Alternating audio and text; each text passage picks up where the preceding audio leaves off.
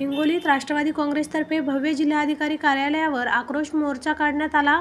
शेतकऱ्यांचा पीक विमा, कर्जमाफी, सोयाबीन 7,000 रुपये तर कापसाला 15,000 रुपये भाव द्यावा अशी विविध मागणींसाठी हा मोर्चा काढण्यात आला।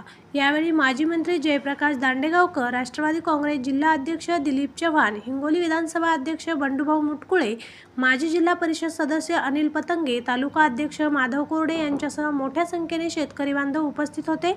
चंद्रकांत वैद्य, मुख्य संपादक, हिंगोली। जीएसटीचा कायदा लागू केला त्या दिवशी खरी हत्या ही गरीब आणि शेतकरी जनतेची झालेली आहे।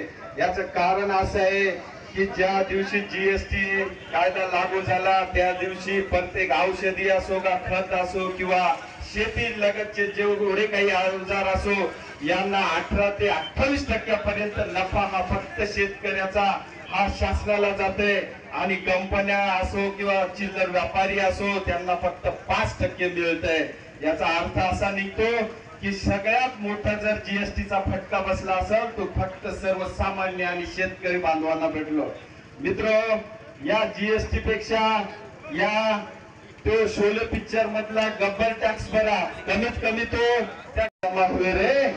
पण त्या ठिकाणी कोणीतरी एक टाकी लिहून म्हणायचा, साहब ये साल कुछ कम बारिश होने के कारण कम बोरिया हुए।